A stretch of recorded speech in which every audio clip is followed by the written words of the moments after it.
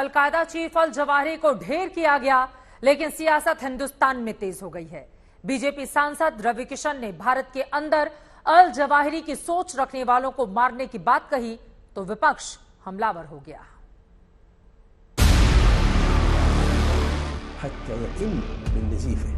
Al Zawahiri जो कश्मीर में 370 हटने पर धमकी देता है। अल जवाहिरी जो नुपुर शर्मा के बयान पर हिंदुस्तान के शहरों को उड़ाने की बात करता है।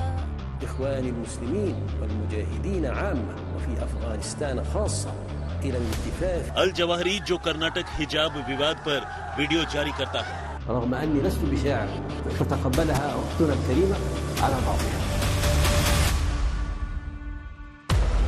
हिंदुस्तान का माहौल खराब करने की कोशिशों को हवा देने वाला आतंक का आकार ढेर हो चुका है। अल कायदा का सरगना जो भारत में पैर पसारने की कोशिश करता आ रहा था, यहां आतंकी गतिविधियों में मदद करता आ रहा था। उसी अल जवाहिरी का मारा जाना भारत के लिए भी अच्छी खबर है। अल जवाहिरी की मौत की आवाज आज संसद के गलियारों में भी सुनाई पड़ी, जिसने सूरज ढलने तक सियासी रंग ले लिया। गोरखपुर से बीजेपी सांसद रवि किशन ने देश के अंदर बैठे अलग अलग जवाहिरियों के खिलाफ जंग छेड़ने का ऐलान कर दिया। जवाहिरी के जाने से बहुत बड़ा एक बहुत बड़ी अचीवमेंट हुई है, लेकिन ऐसे बहुत सारे अल जवाहिरी जो हिंदुस्तान में भी छिपे हुए हैं। ऐसे ये कीड़े, इस तरह के जानवर, इस तरह के लोग जो देश के लिए खतरा हैं, ये समाप्त नहीं होते। इन लोगों को खोज के मारना पड़ेगा। ये एक मरते हैं 100 को पैदा करके जाते हैं। रवि किशन के इस बयान ने सियासत गर्म कर दी। बीजेपी जहां बयान के बचाव में उतरी तो विरोधी सरकार के एक्शन पर सवाल खड़े करने लगे। सरकार कानून का राज स्थापित करने के लिए प्रतिबद्ध है।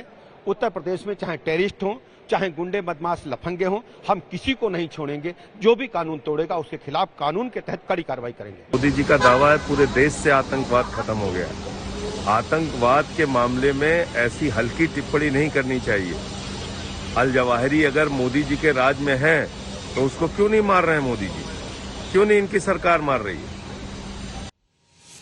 सवाल ये था कि रवि किशन का इशारा किस ओर है, जिसकी कहानी सियासतदान अपनी सहूलियत के हिसाब से लगाने लगे।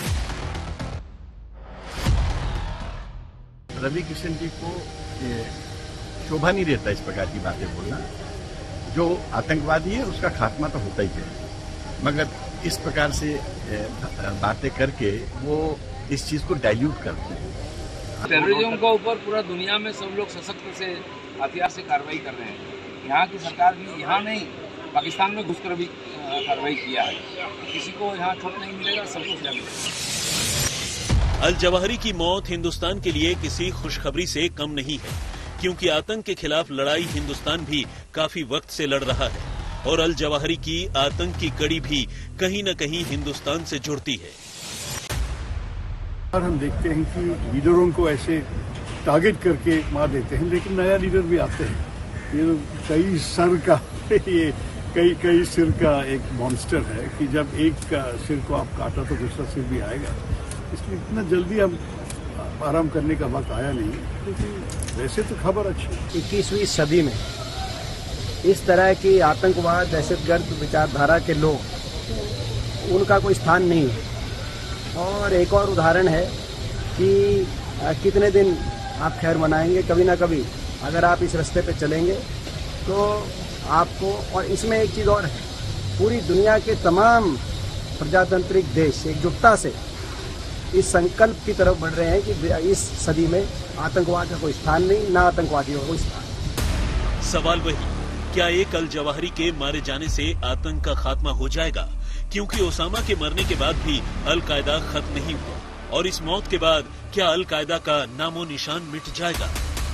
मौसमी सिंह के साथ जितेंद्र बहादुर सिंह, दिल्ली, आज तक।